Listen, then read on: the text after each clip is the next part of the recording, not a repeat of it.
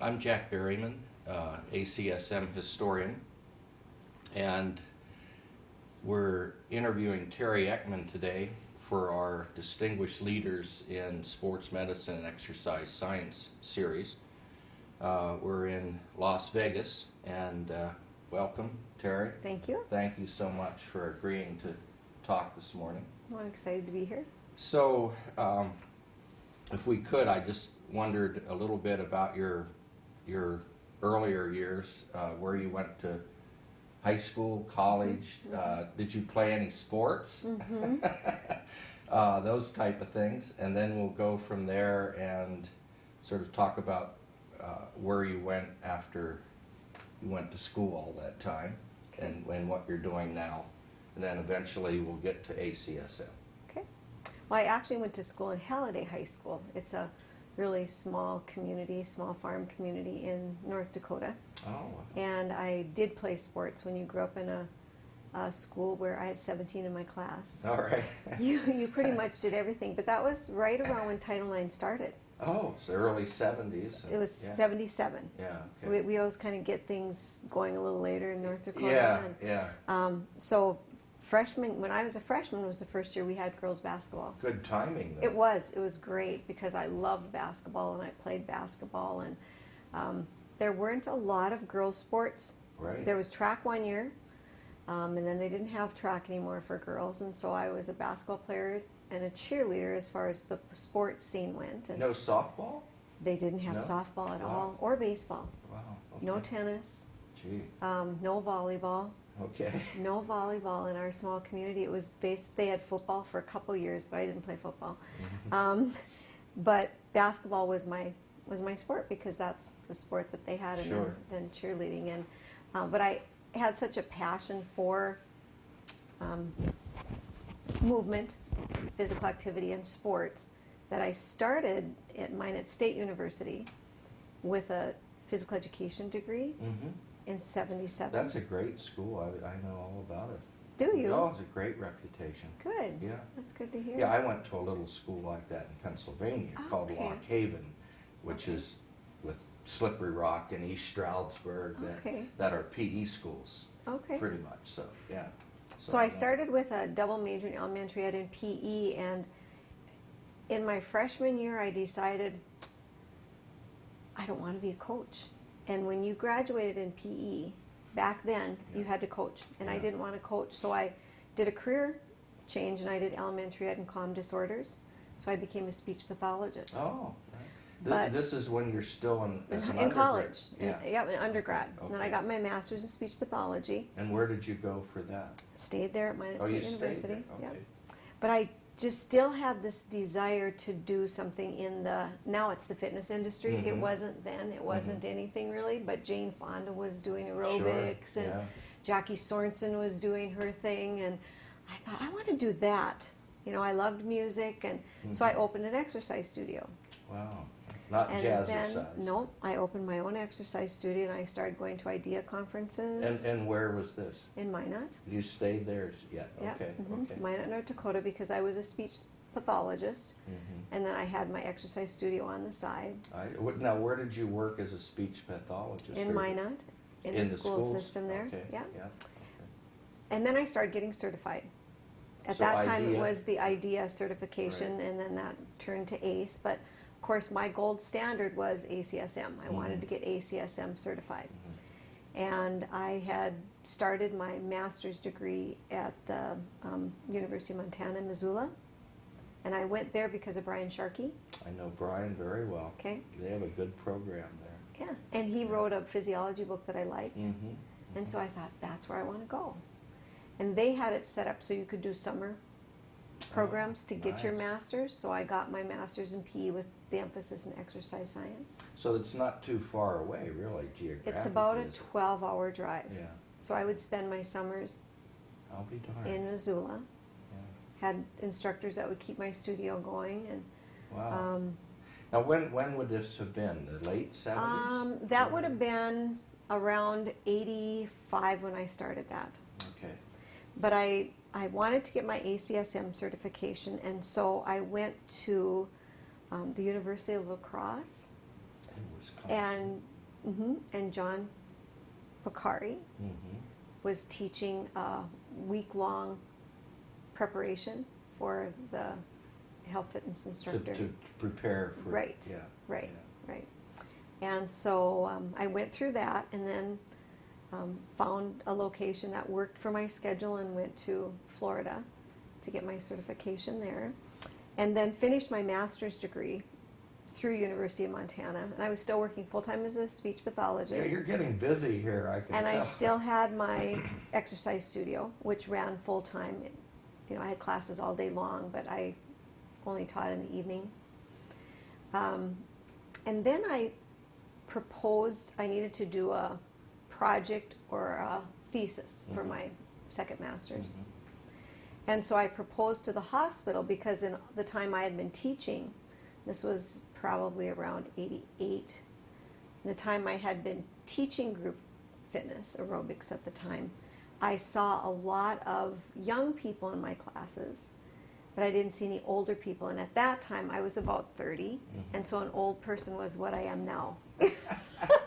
An old person I was, think you about know, that too. Like, they're really not that yeah, old. I know. But I thought, you know, people 55 plus, and I'm Yeah. not quite 55, so then I guess I'll be old. I don't know. But I thought, there's a lot of, you know, these baby boomers are moving through, and older adults aren't exercising. I'd like to do a study to see the benefits of exercise on blood pressure and blood lipid levels, and do a full battery of strength, endurance, you know, the You fitness. knew about all this Yeah. because of your exercise Yeah, physiology yes. stuff. So. And so I went to the hospital and said, would you work with me on this? Because I needed to do an internship, and believe it or not, I didn't want to leave Minot, North Dakota to do it. I wanted to do it in Minot. And I started working with the head of the physical therapy department, Arlo Pretzer. He was excited about this. He thought that would be great. And they happened to have this big room that used to be a chapel that I could teach these Wow. exercise classes. So I went everywhere in the community of Minot, and I said, you know, do you think the people from the older people that come here for Meals on Wheels, or, you know, if those I people wondered would how come? you recruited Yeah. your people. Okay. And everybody that worked with older adults said, it's not going to work. They won't do that. Hmm. I said, well, I need 20 to 25 at least for my study. Mhm. And so I went on TV and did a 60-second, this is what we're going to do, and this is who we're looking for. And the newspaper did a little 1-inch by 2-inch article, and the physical therapy department had 175 phone calls the next day Oh my goodness. of people that were 55 plus that wanted to be That in this wanted study. to do it. How nice. And I was only really set up for 25, but the Yeah. hospital got excited about it. Good heavens. And so Great story. they actually, I did 3 groups of 25 in the study, and we had wonderful results, by That's the way. a good end. I mean, It that's It was awesome. Amazing. It was Really. awesome. Yeah. And what happened from that, besides getting great results in the research, was the hospital said, would you like to do this for a living? Oh. And so I took a career leave from speech pathology, and I became the wellness director for the hospital. And we started a center that really was focused on, they happened to have a swimming pool in that building. So we started a program we called Prime Time, and a program we called Senior Size, and we had a fitness center as well. So we did water classes, Group X classes, and had a fitness center, and it was geared toward older adults. Did you keep your studio or whatever? I kept the studio until I had started having babies, and then I just couldn't do both it's anymore. already a lot going on. Yeah, yeah. And I was always going to every conference I could and getting every other certification I could as well. I, did the Yoga Fit and went through all of those, and so I had a lot going on. And then I asked the hospital if they'd like to buy my business, and they did. Well, the hospital did. The hospital bought my business because they Your essentially studio side. Yep. Okay. because essentially then that membership became their membership as well. I see. Okay. So And this is a fairly small town too. Mhm. I assume, Yep. so. So that That's a went great on for story. 12 years. Wow. Yeah. Wow. And then it was kind of an interesting political change Mm-hmm. that worked out great for me in the end. They were building a new YMCA, but we had the biggest clientele Mm-hmm. exercising in the city of Minot, so they Mhm. needed our clientele. I see. Yeah. And the board of the hospital was also the president. The president of the board of the hospital was also the president of the board of the YMCA. Okay. And so anyway, the two merged. And in that process, the university called me and said, you know, someone just left here and we think you'd be a perfect fit for this position. Mm-hmm. And so that's where I've been for the past 13 years, is teaching at the university. I'll be darned.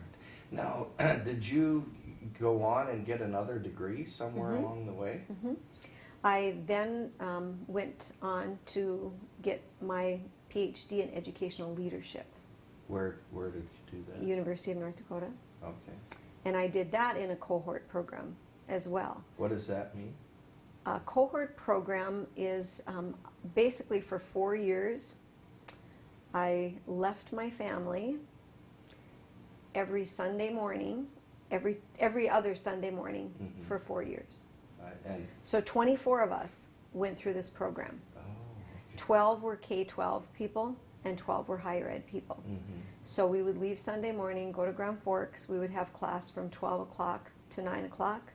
And then we'd have class in the morning from 8 o'clock till 5 o'clock. Mm-hmm. And then we'd have 2 weeks to do work. I And then see. we'd come back on Okay. UND's campus. Okay. And we did that for 4 years. Yeah. Well, it was doable So, though. it was doable. Rather than just picking up and It was going doable. somewhere Yeah. for. And I mean, was able to work full-time while I did that. Now, so in the chronology, you just told me about the hospital. Were you at the hospital then? Or No, was this that's after you when were I at got the to the university, because they Okay. wanted to hire me, but they wanted me to have a PhD. I That was wondered. one of the Okay. things that Okay. my hire was contingent upon. Will you? So you be did a willing to do your- PhD rather than EDD? Yes, Okay. I did. Good. Because there's a few schools that do it in education, Mhm. PhDs. Yep. So. Did you have to do a dissertation? I did. And I Okay. did my dissertation on the emotional intelligence of people in the fitness industry. And I had 3 groups that we looked at. And we looked at IDEA members, Mhm. because I was very closely connected with them at that time, and had been doing a lot of writing for them and a lot of presenting. And so I looked at the emotional intelligence of award winners, people who won the personal training award. Now, if I could just stop you a Mm-hmm. second, what is emotional intelligence? It's something that I've never Daniel quite heard. Goleman has written about emotional intelligence, Okay. and you heard about it a lot for a long time, and it's not as big in the news right now, but Mhm. emotional intelligence is something that I believe makes a huge difference in the success, especially of a fitness professional. Mhm. Emotional intelligence is self-awareness, and then basically self-responsibility, what you know about yourself, and then what you do with what you know. It's Mhm. motivational factors, it's I see. drive, it's ability to. Did, um, did you have to devise a test to test this, or was there something already Goleman out allowed there? me to use his test. Oh, He nice. allowed me to use his test. And so it's self-awareness, self-responsibility, and then social awareness. So your ability to understand other people's, whether it's body language or, It's just perceptions perfect or- for the fitness yeah. industry. and then social responsibility. So what do you do with what you know? Mhm. And my belief was that those people that are the most successful in the fitness industry have high emotional intelligence, because you've had those students too that Mhm. can spit everything out, Yeah. but they don't know what to do with it. Exactly. Yeah. Yeah, good And point. so what I did was I looked at the award winners. People had won the Personal Training Award of the Year, Group Fitness Instructor Award of the Mhm. Year, and Program Director Award of the Year. Mhm. They all took that test, and so did one of their clients. And then a group of members of IDEA Oh, good idea. that were solicited through the journal. Mhm. And so of course they had pretty high emotional intelligence too, to read this and go, oh sure, I'll do that, because Yeah. it takes time. Yeah, But we did find that there was a I significant bet. difference, Yeah. and that the clients of the award winners even saw them as higher in all these Wow. Then different they did indices. themselves. Yeah. Yeah. So did you publish this then somewhere? Or I have written several different articles about it. Yes, Mhm. I haven't published just the study, Yeah. but I've written several articles that have some of the results of the study. So this would have been when? In the This would have 90s? been in, let's see, 1996. Okay. Yeah, right about then. And what kind of classes are you teaching there now? I teach a lot of classes. We're expected to research Yeah. at our university, but it is a fairly small university. Yeah. So you're. seeing a lot So of this students. semester I teach 8 classes. Oh, Mm-hmm. I was complaining about 2, wasn't I? Yeah, I Wow. teach exercise physiology. Wow. I have 33 in that class. Now, is this physical education majors primarily, or we what? have- What? Physical education majors, corporate fitness majors, and athletic training majors. And what department are you in? What's it It's called Teacher Education and Human Performance. Okay. Okay. So our program is on one floor of our facility, and then the education is on the other floor. Okay. So these are all like want to go into one of those 3 fields that you just Yeah. named, basically. They are. Mhm. Now, do all of them have to take your exercise physiology class? Yes. Either track? Or Yes, the they third? all do. Yeah. Mhm. Organization and administration is another class that I teach, and the athletic trainers and physical educators are required to take that, Mhm. as are students who are coaching minors. We have students that are majoring in math and history and biology, Mhm. but they want to coach, Sure. so they have a coaching minor. Oh, what a neat program. Yeah. And then I teach an adaptive physical education class. Mhm. I remember that class I Mhm. took. Yeah. hmm Concepts of fitness and wellness. Uh-huh. And then I have the good fortune to be able to teach a few gen eds too, like What is yoga. that? Gen Oh. eds, general education Oh, classes. okay. So I get to teach a yoga class Mhm. and a group fitness class So you can stay in shape. and a social underneath. dance class. And I teach methods of teaching dance Wow. and methods of teaching group fitness. Are you on a semester system or what? We're on a semester system. So do you have to do summer or do you get a break?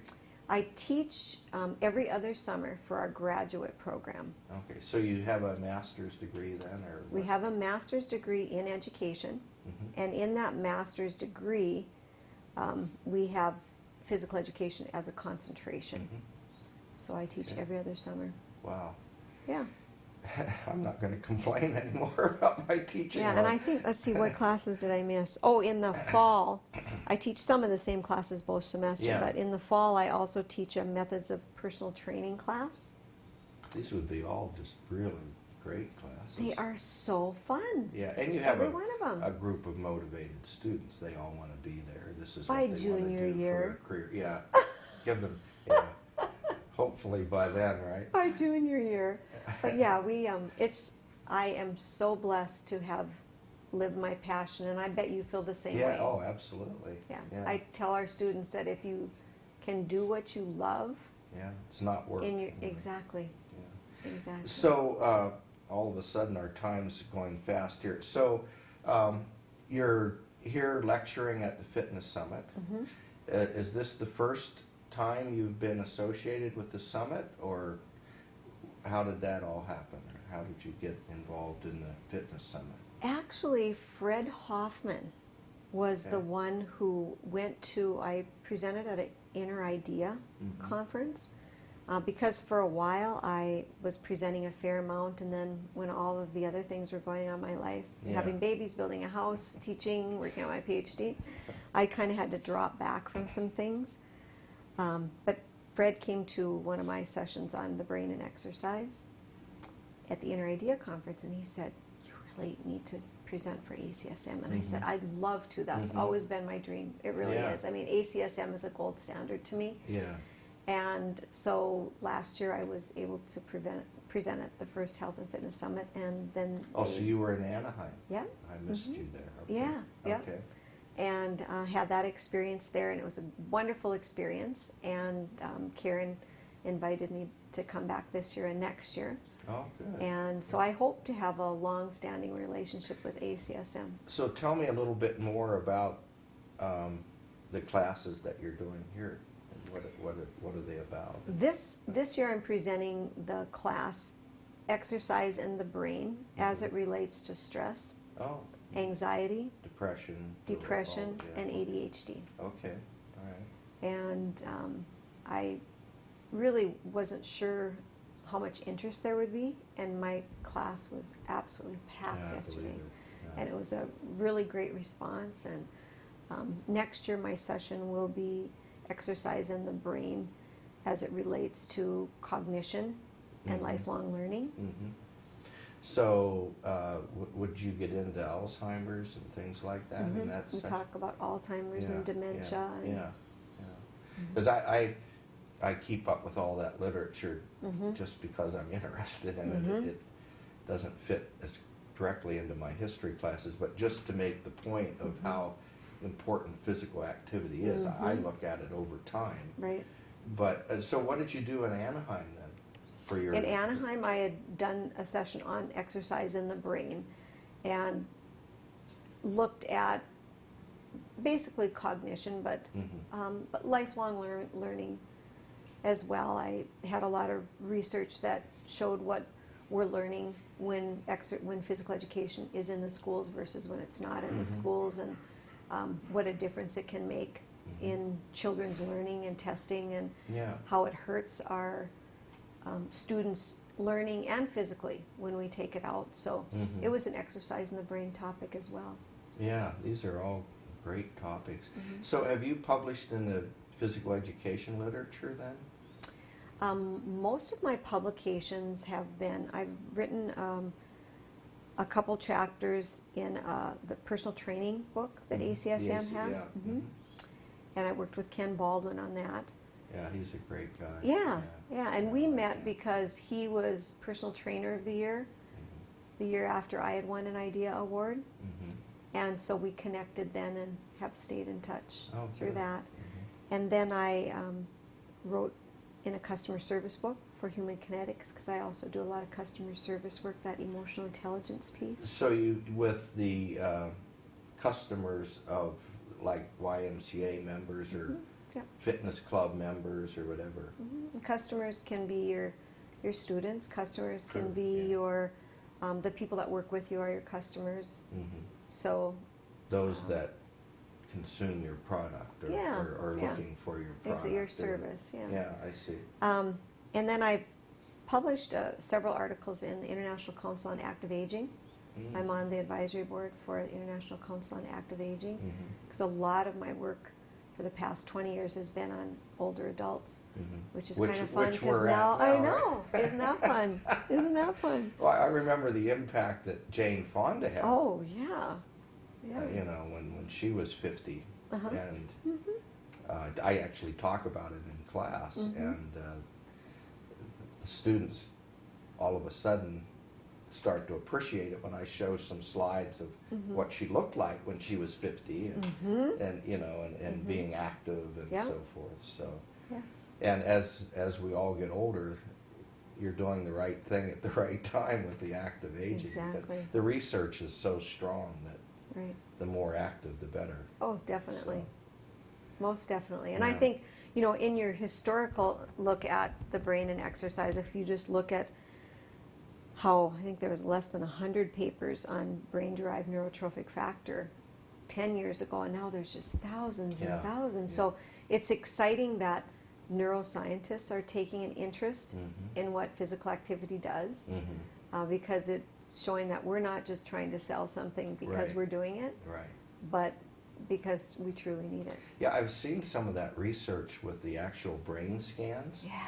And amazing. what part of the brain is being activated, and that's really pretty neat stuff. It is. It's really exciting stuff. Yeah.